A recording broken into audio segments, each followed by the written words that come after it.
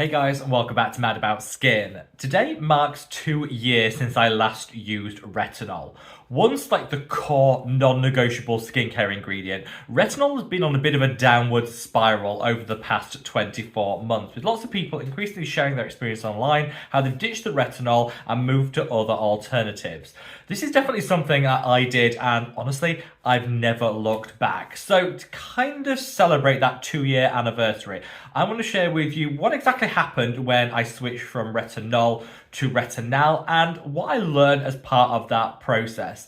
I think skincare is a journey that we're kind of all on together, so I wanted to share with you my thoughts, feelings, and opinions. Sit back, relax, let's talk why I stopped retinol. So in today's video, I'm going to be sharing my own thoughts, feelings, and opinions on retinol, but I would love to know yours. Most of us will have a retinoid somewhere in our evening skincare routine, and I'd love for you guys to reach down into the comment section and let me know what your retinoid of choice is. Are you still using the traditional retinol, or like me, have you switched to retinal? Maybe you're someone that's going for a higher strength prescription option, something like tretinoin, adapalene, or even the newest generation version, tazarotene. Let me know what your retinoid of choice is, and that way we can really see what the Mad About Skin community are using, and we can learn from one another. Whatever your thoughts on retinol, if you enjoy this style of content where I share with you updates when it comes to my own skincare journey, hints, tips and hacks along the way, let me know by reaching down and giving the video a big thumbs up and a like. This really supports me as a content creator because the more likes a video gets, the more widely YouTube will distribute it on its platform. So from the bottom of my heart, love to each and every one of you. Now, without further ado, let's cut that waffle and delve straight on in. So retinol, it's part of the retinoid family, which are all vitamin A derivatives. They will work in similar ways, though often they'll deliver different outcomes. So retinoids will help boost cellular turnover. That's the rate at which our skin regenerates, and the faster our cell turnover, the more fresh and smooth our skin will appear. They're also great at boosting collagen and elastin production. Again, the more collagen we have in the skin, the more minimized and diminished our fine lines and wrinkles will be. So I really do think a retinoid is a core component of an effective anti-aging skincare routine.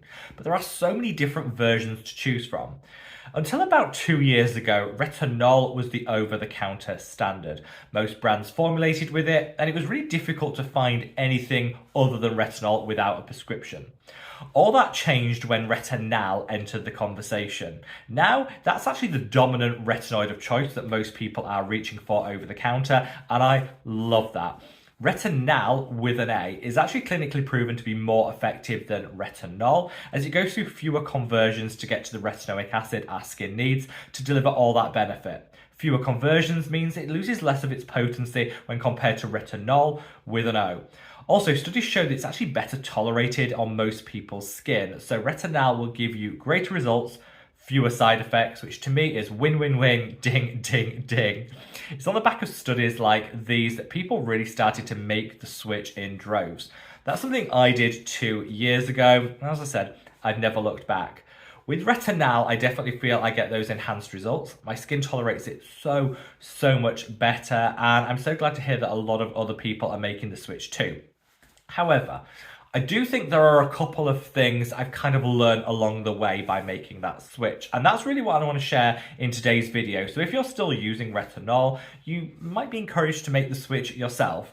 I think the first thing I learned is just how deceptive brands really are. Now, the reason I say that is very few retinol brands will actually share with you the percentage that they're using.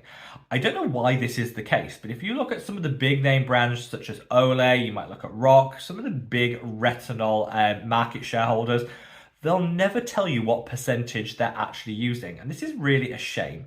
That's because we need to know what percentage so we can match it to our individual level of skin sensitivity. If you have a resilient skin type, you can go for something with a higher strength in order to get the best results. If you're sensitive skinned, you want to go for something with a lower dose to minimize side effects. When brands gatekeep their concentration, it's just super shady. And that seems to definitely be a theme with brands that formulate with retinol with an O. Fortunately, brands that moved to retinal in their formulations sing it loud and proud. Just about every retinal product will have a concentration on the bottle so you know exactly what you're using. This is fantastic because it'll allow you to choose a product that matches your skin type. Retinal for me is leading the way in terms of performance, and I just love the transparency too. I don't know why this is the case, why brands feel they're able to share the concentration of retinal, but they won't of retinol. Who knows, but that's definitely something I noticed when it came to this journey, and it's definitely, in my view, a step in the right direction. The second thing I've learned is when it comes to retinal, don't just apply it here. I think we're all guilty of focusing in on the face and kind of neglecting the rest of the body.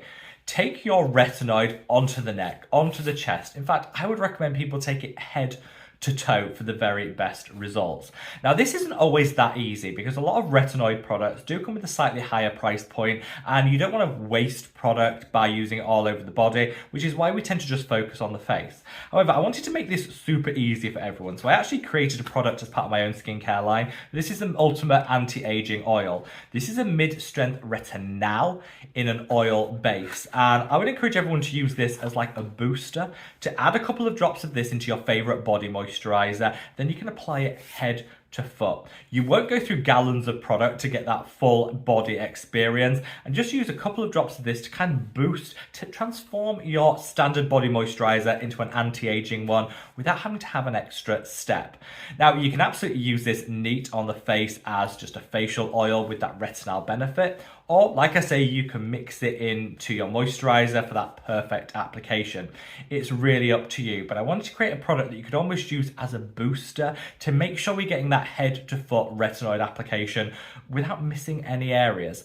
Now, for me, this is a mid-strength retinal. I tend to go in for something stronger on the face. I'll use the A-Game 20 by Geek and Gorgeous, which is a high-strength retinal. I'll then use this mid-strength oil as part, a couple of drops into my favorite body moisturizer, head to foot on an evening, and that for me just gives the very best coverage, and I've noticed such a great difference. By taking my retinoid all the way down, I've definitely noticed my body is smoother.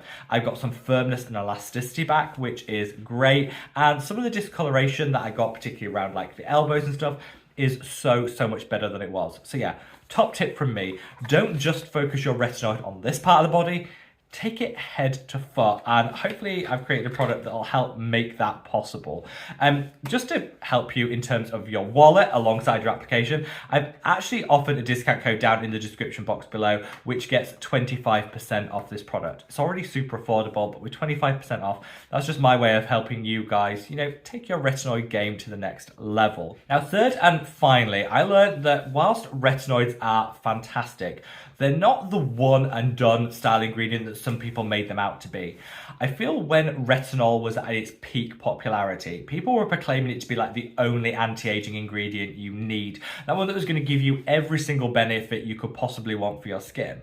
Whilst retinoids have a range of benefits, and I definitely would encourage people to use them in their skincare routine, they're never going to be a replacement for some other actives which can actually enhance the benefit. I would say, and I've definitely learned this through using Retinal, that because it's better tolerated on the skin, I think it gives us more flexibility to incorporate other actives to get greater benefits. So I'm going to link a video of my evening skincare routine up there. Check that out and see what I do use alongside my Retinal to really dial up the benefits without risking too much side effects and irritation. There are so many amazing active ingredients out there, and I would say play around to find the ones that deliver the outcomes that you want when it comes to your skin concerns. Retinoids, whichever one you choose, are a fantastic anti-aging ingredient, but they're not the only ones on the market. Use them, layer them, pair them alongside other actives to really get the maximum benefit, and I think Retinal allows you to do that in a way that really it wasn't possible with retinol, which was much more sensitizing. I've definitely been on a journey when it comes to retinoids. I started out with retinol. I really used it consistently for maybe 2.5 years. I dabbled a little with tretinoin, though my skin never really tolerated it that well. And then I feel like I found my perfect match with Retinal. I'm getting all the results that I wanted to see, far fewer side effects and irritation, and it's really been a journey. Beyond just making the switch from retinol to Retinal, I've learned a lot along the way, from making sure that we use our retinoid, whichever you choose, head to toe. Don't miss out on those body care results. I know that retinoids can give fantastic outcomes, but use them alongside other actives to really dial up the benefits that you're going to see. And I can't stress this enough.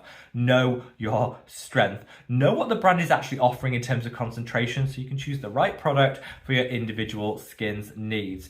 These are my top tips when it comes to retinoids, and I want to share them to kind of mark the 2-year anniversary of me switching from retinol to retinal. So if you're still on that retinol bandwagon, you might think of making the switch yourself.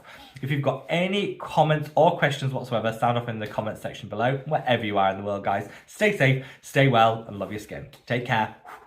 Bye.